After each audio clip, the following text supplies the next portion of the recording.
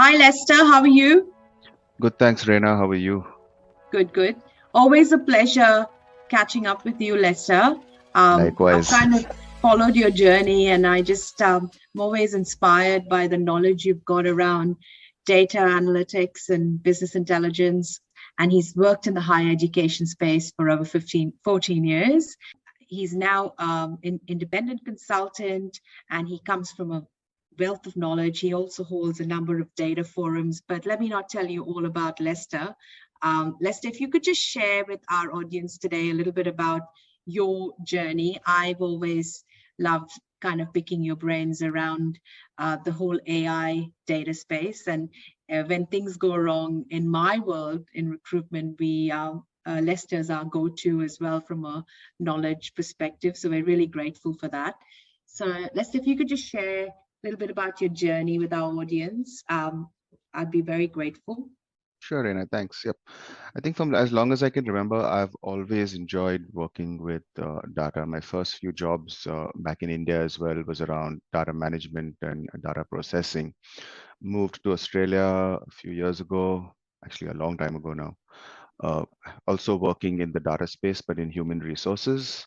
Mhm. Then I had the opportunity to work for the Australian Catholic University for a good 14 years, where I started off in the planning office, but again, working with university data, so be it student data or, and a whole lot of planning data and everything. And eventually was promoted to manage the business intelligence program at ACU, where we actually built this amazing data warehouse, and we were able to then utilize the data within that warehouse to give the university management a lot of insights, stuff into the student world, into the staff world, and a few other areas. And now, more recently, I'm working for a private consultancy firm that usually consults in the insurance world, but also with data. So my life's always been around doing something or the other with data and finding the most efficient way to make it useful to someone.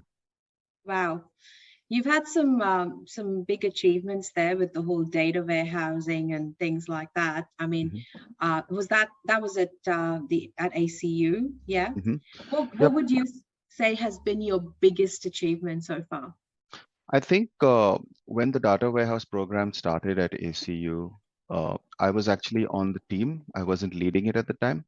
And then I was promoted to lead the entire program. And I think the biggest achievement there was actually completing and what we were set out to do, which was something that had never been done before in the university, which was basically bringing all the disparate data systems together Mhm, into one area, and then providing the university with easy access to that data. Because at the end of the day, it's one thing to bring everything together, mhm. but if the consumer base don't know how to use it, or if it's not easy for them to use, it's just a waste of time and effort.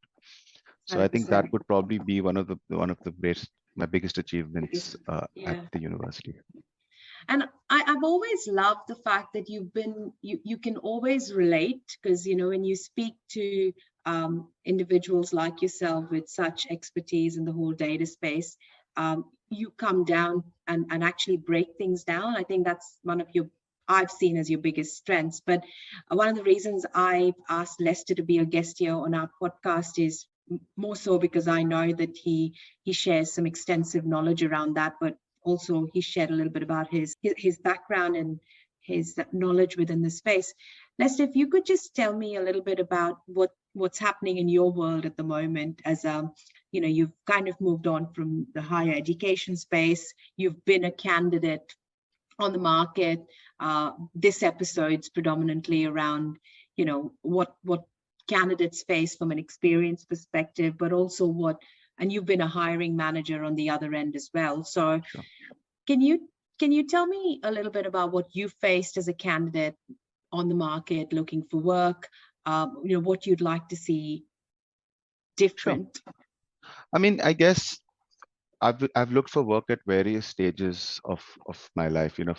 Back when I was a graduate, and then eventually when I was an immigrant, in first time immigrant into Australia, and then in more recently, with a lot of experience, I've been looking for work. And I guess one of the things that I realize is really good in that process is the amount of human interaction that can happen at that time. So actually talking to someone. But there are times when you apply for a job and 3 days later you just get an email saying, "Hey, thanks for applying. We really liked what we read. However, we decided to go with someone else, but please follow us if you'd like." And sometimes my reaction to that is, why would I follow you? You had one job that I wanted to apply to. Obviously, you've not considered me for the role. I'm not really interested in following you for anything else. So from that perspective, it's a bit weird that, and I guess maybe it's very Australian to do something like that. I'm not sure. But, that kind of casualness is a bit silly because sometimes when you're applying for a job, I mean, anyone that applies for a job will firstly take time to customize their resume to make it, to tweak it so that it's relevant to the job you're applying for. You won't have every bit of experience that's asked for any job. But at the same time, you're also doing a cover letter, and which is where you try to highlight all your skills and achievements in like an A4 page. And that also takes a lot of time and effort. And if writing isn't your forte, you've got to either get someone to help you or ask a friend or an ex-colleague or someone to help you there. But then you could also use things like ChatGPT, which is very, very mechanical. And sometimes when something's written by an AI tool. So you make all that time and effort to actually write something and create something, and you send it off. And and just to get rejected with just a statement of an email is a bit silly. That's one way. The other way is I've had last year when I was looking for work, I had someone who approached me for a job, right? They took me through the whole process. The interviews were with a technology company. They took me through a whole process of interviews. At every step of the way, I did my best at the interviews, and I progressed from one round to the next round, the third round. Then I got a call from HR that said, "You know what, we're happy to give you the offer." And I was really pleased. I said, "Wow, that was really nice." And then the next day and then the HR goes silent. And the next day I'm like, "What's going on? What's going on?" They're like, "Oh, you know what? You need to do one more round." And I said, "Oh, okay, sure." Because apparently not everyone who was supposed to interview me had interviewed me. So I did the one round, and then those guys went silent for like a month. And I kept chasing them up. "What's going on? What's going on?" And then finally the guy said, "Oh, we're really sorry, but we're looking at something else." And my point was, "Why did you make me the offer then?" And I said, "Look, I guess something might have happened, mistakes do happen, but can I get some feedback as to what exactly happened? Because clearly I did a few rounds. You made me a verbal offer, only to take it back to say you need to do one more round and then say, we're doing something else." Nothing. So you got to wonder sometimes when you go that far into a job interview and into that whole process, and they just completely ghost you. And this is a international technology company. I won't say who they are, but essentially it is really, really, like, to me, that is one of the most unprofessional things that has ever happened, especially when one of the reasons they wanted me for that job was because of my experience. I didn't go to them. They came to me, if you know what I mean. It was a headhunt, number one. Number two, that you've had invested huge number of hours, I'm guessing, or you probably had 3 or 4 interviews. There was time where I had to submit my resume because they headhunted me from, and then then I had to spend, like, there was a time when like the interviews were pretty technical as well. So sometimes you really, and if it's something that let's look at it this way.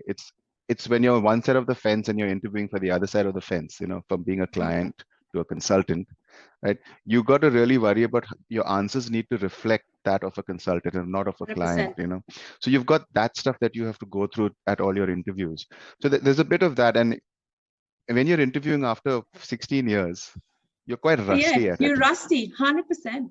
100%. So there's that stress as well. Okay, will I say the right thing or will I say the wrong thing? And anyways, the rounds went well, right? I did 3 rounds. They went really well. And I got good feedback. And feedback in a sense that I was told at the end of the round, we'll talk to you next time. So I knew that there was some progression, only to be completely ghosted. And it was just random. And this is not the first time, Lester. I mean, there's an investment in time from the candidates, because as recruiters, as hiring managers, something that we lack to understand is that it's not just your time, it's the candidate's time as well. That's being invested through the process. I remember when I worked at the university, the HR was really, really strict on how we treated candidates. So for example, when I was hiring for like jobs in my team, right? Yes. If I had three people that I interviewed and I selected one, I was required by company policy to call up the other two that didn't get the job and personally give them feedback because I was a hiring manager. And I Perfect. did that for all the times that I was recruiting.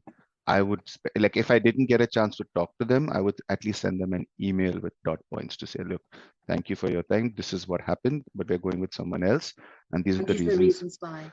But Yeah. at least there was that closure that was Mm. given to candidates. And I think that, and look, the university I worked for was not a small university by any No. means, right? It was big enough. There was over 2,000 staff, so it was big enough to be considered to be a big organization. But there was still that personal touch. It made a difference. Like a lot of the candidates who I did not hire sent me LinkedIn requests to stay in touch, and that Yeah. says a lot for that from that process. It's because, okay, you know what, we appreciated what you've done for me, let's stay in touch. And I accepted their LinkedIn requests. I mean, they may have not have been good enough at the time of the interview, But you never know, but you right? never know. You Exactly. never know. And that And makes a it's lot of sense. But you don't 100%. get that. And it's not that I mean, I guess the Sydney job market is very different from the Melbourne job market or whatever, but the roles that I applied for last year, all of them being Sydney based, it's like a machine, you know. Mm, And the advent of AI completely changes the game, I think, from a recruiter's perspective as well, where if you're smart, you can probably build a tool using ChatGPT or Gemini or whatever's out there to actually do your shortlisting for you. And that takes away the human factor completely then, you know. exactly. And I think that leads me to my next question with your knowledge and expertise in the whole data business intelligence Mhm. space is that, do you think that the lack of human interaction, because as recruiters, we're seeing a lot of resumes that are definitely written by ChatGPT. There's tools out there, you're right, like Gemini and Skill Syncer that highlight, Exactly. keywords for shortlists. Do you think that potentially is bypassing some really quality talent? I mean, look at it this way, right? If you go to Seek right now and Mm, you apply, if you look at Seek, at a job on Seek, it'll tell you, this is a job out there and there are already 50 applicants, because Seek kind of gives you a counter, and it's a job you like, so you apply for it. Now the recruiter on the other end has 51, counting mine, you mm, know, offer letters, I'm sorry, cover letters and resumes, mhm. right? Uh, if that recruiter is also servicing other jobs, right? Yes. This person now suddenly has to go through maybe 200 resumes, just for an example's sake. Now, many years ago, maybe that was something you just had to do, and that's how you kind of built your instinct as a recruiter. Because tomorrow, when you see something on a resume and you talk to someone, you can actually tell whether they're full of it or whether they actually genuinely wrote what they mean and they are qualified as per what they say on their resumes. Now, if you put that entire cover letter and resumes into ChatGPT or Mm. into a large language model to help you, it'll give you like a top 10. Yes. Now, if you take that top 10 to the hiring manager and say, you know what, these 10 candidates are really good, let's start calling them up. I'm sure from these 10, 5 will turn up for the interview, as you know, it would happen. Uh, if you don't actually take the time to go through the resume and connect it to the cover letter and Mm, actually look at a person's experience and highlight, like, the dot points per role, I think a lot of good candidates are actually missing out. And I think when I was looking for work as well last year, that was probably what was happening, and why there were so many roles that mm, I applied for that I was pretty sure I was made to do. It was right up my alley. If you looked at my experience versus what the role was, mm, there was no way on earth they wouldn't have called me for an interview. And they mm. didn't.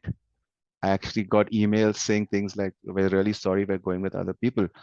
And it can be quite deflating, but at the same time, if you think about it, if you have a lazy recruiter or even an overworked recruiter, there are just two ends. Both those two ends would utilize AI to simplify their life.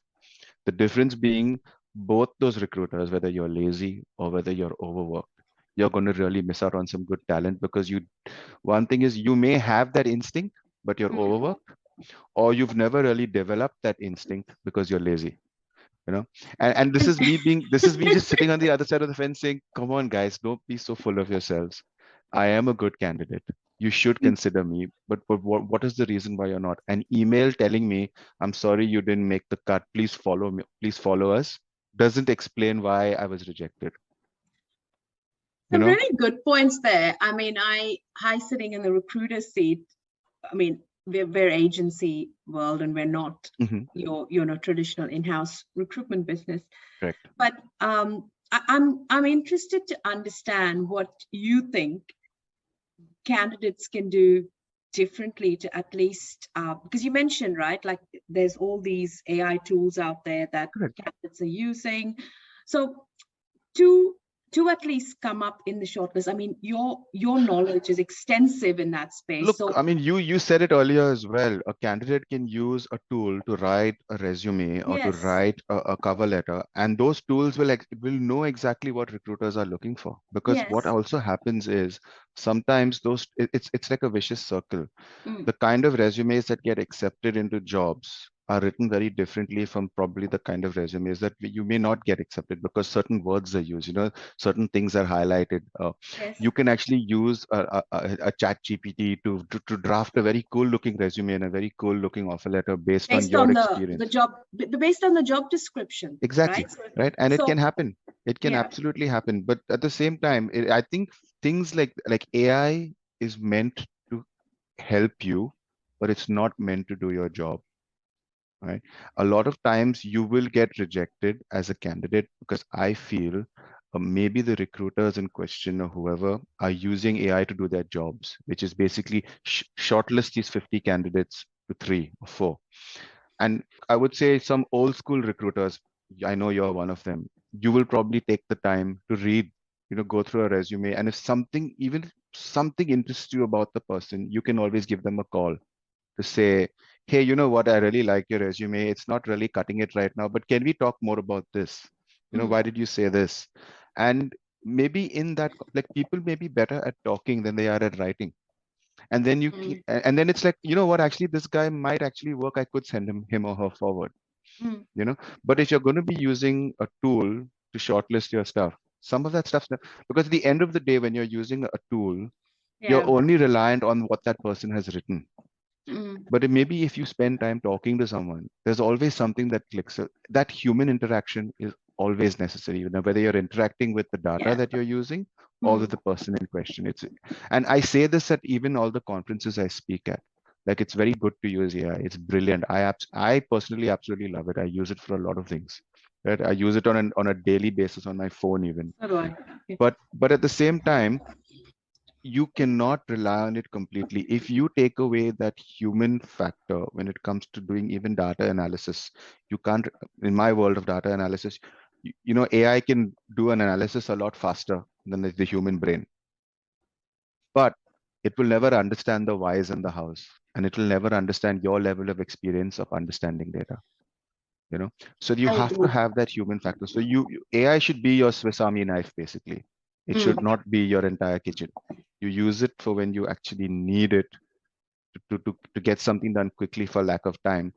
But at the same time, the responsibility, you should always have that responsibility to look at your data, look at your information, look at your resume.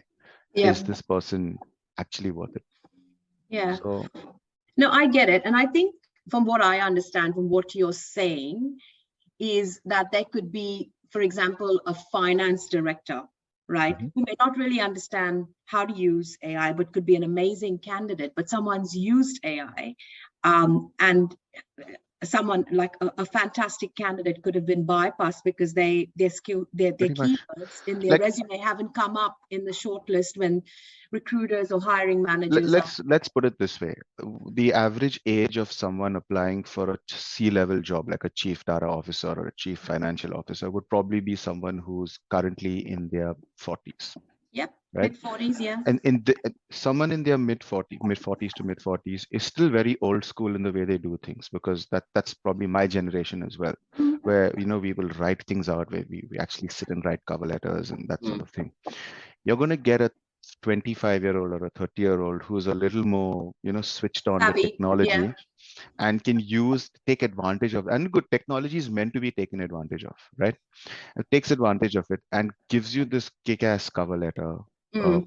resume, completely fluffs up everything relevant to the job and relevant to maybe their 10 years experience Job given description. given Yeah. their age group, right? And you as a recruiter, you'd probably go, okay, wow. And then if you're going to be using tools, the tools will also say, wow, this guy is a keeper. And then you have this person who's actually really ready, who's got the experience, right? Mm. And especially when you go up to the C levels, Mm. it's experience. You can't fool your way around those kind of No, roles you can't. because it No. comes out straight away, right? And maybe that person does not know how to use ChatGPT and genuinely writes a letter, a proper cover letter and gives you a proper resume that is truthful. Yeah. They will lose out straight away.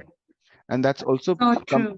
and it also comes from the fact that a lot of times, and maybe this is another jab at recruiters, but maybe a lot of times when you're applying for a job, the person who's actually vetting your stuff is junior and does Mm. not have the experience and instinct to understand what is a good resume or not.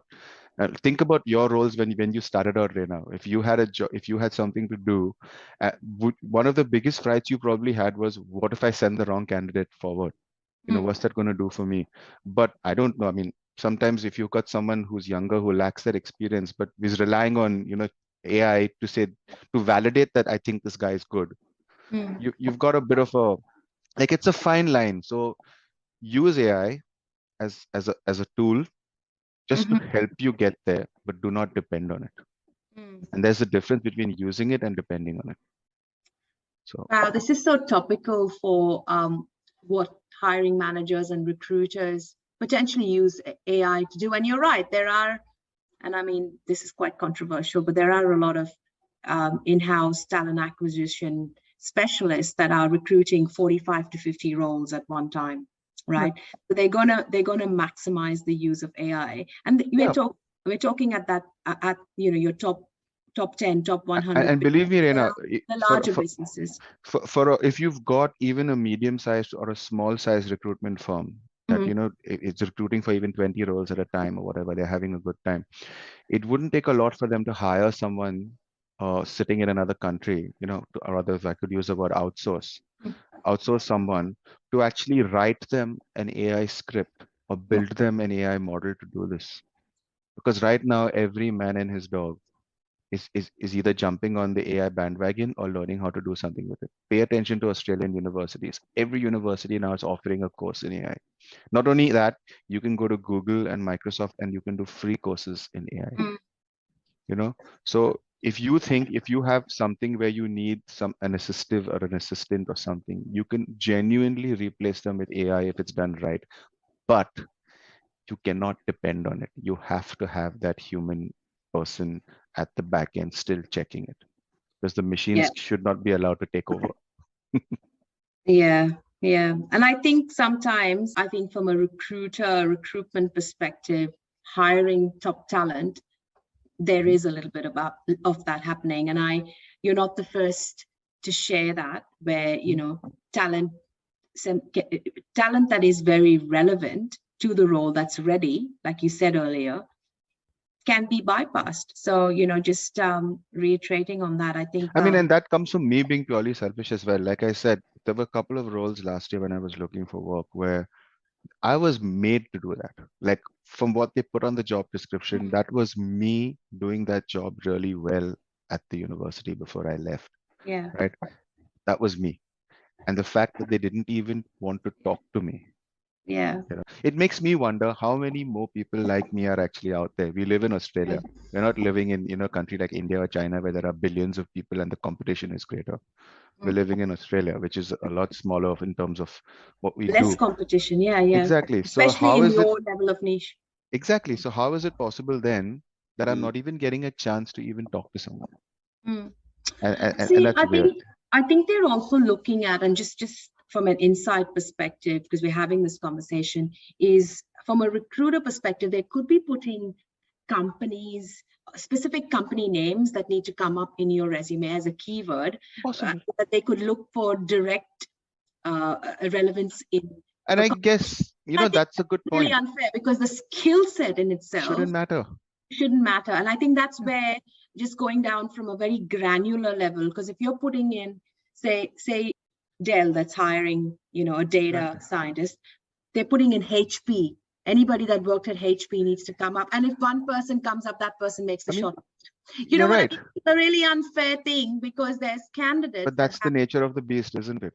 And for that's me, that's I what's was trying to change sectors as well at the time. I was trying to move from higher education into happening. IT. Yeah. And essentially that's what happened. But at the same time, I Mm. was working in technology in higher education.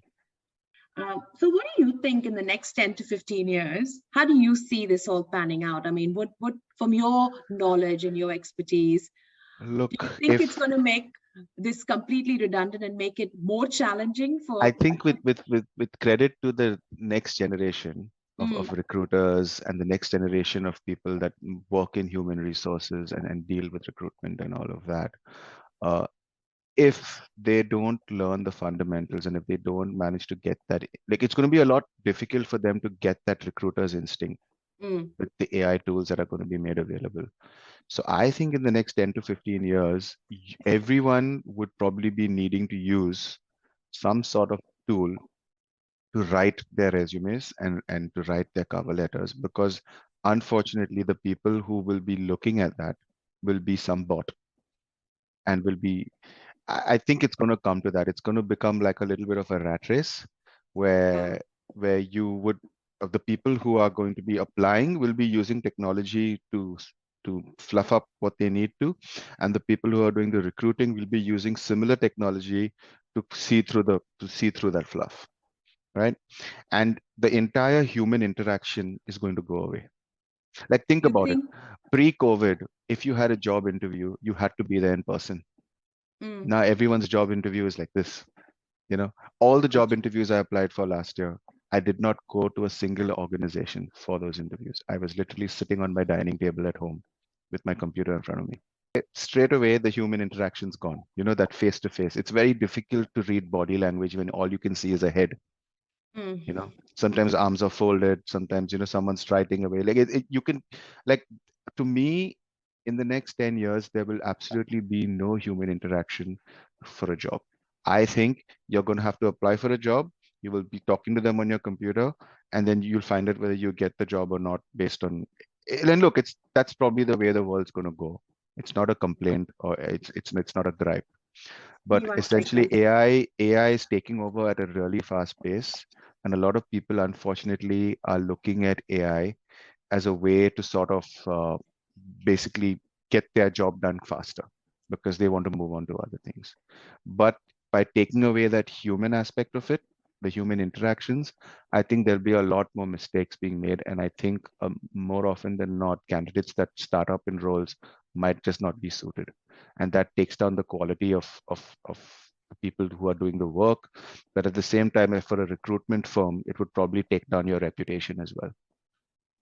Because then, but I think this, when we talk about beyond the resume, yes, it's highlighting candidates' experiences that are currently on the job market, but it's also to create some level of awareness to not just recruiters out there recruiting, but hiring managers, in-house hiring managers. We're talking to the PNC teams, we're talking to people and culture teams, we're talking to HR managers, we're talking to talent acquisition specialists.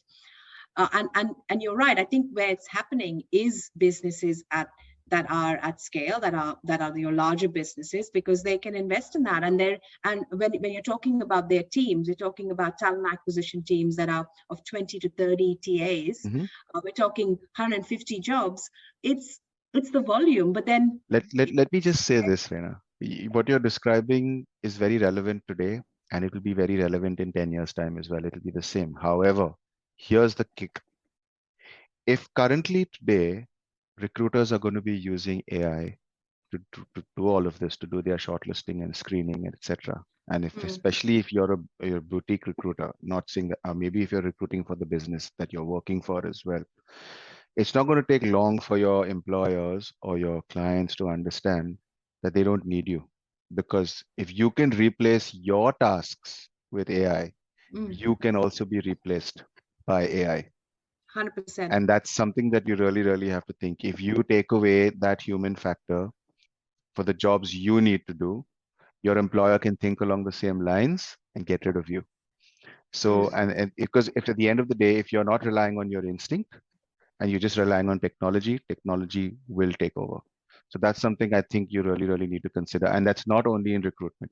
It's in anyway. You're doing analytics, you're doing insights delivery, whatever you're doing at any point in time, if you think that you can use AI to do your job, then you might as well just not, you probably won't have a job very long. You need to keep some stuff close to your chest, or you need to be good at something. You can't rely on the technology every time. That's all I have to say. No, I think it's an eye-opening insight there, and it's great awareness for anybody, even at that C-level, right? Yep, pretty much. How do you showcase value, right? And from a human interaction perspective, I still feel that recruitment businesses will survive more so because if you can showcase value. If you can showcase value, but at the end of the day, if all you're doing is using technology to shift through the weeds, your employer or the person you're doing it for will actually say, you know what, I can do that too, because AI is so damn easy to use now. 100%. Just imagine if you can talk to your computer, to your Google phone or to Apple and say, can you write me a CV based on this role, right? That's how easy maybe your employer will be able to replace you with technology, saying, here are 20 resumes, just tell me who are the top 5. So at the that means they don't have to give you a commission, they don't have to do anything, because they can easily pay for a subscription to an AI bot that can do your job. So you're right. Like, I think you've made some very valuable points around what we should be using AI for and not letting it take over our jobs. And sadly, everyone's letting it take over. It's really crazy, and especially in any sector. Pick a sector right now that probably is not catering, right? Where you don't have to cook for someone, and AI is taking over.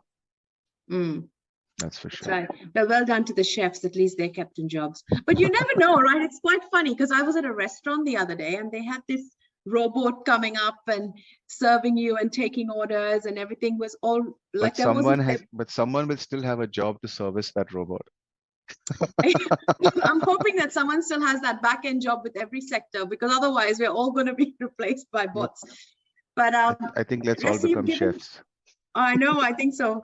Well, thank you so much again for such valuable insight. I think it was really fun, but also, you know, you were very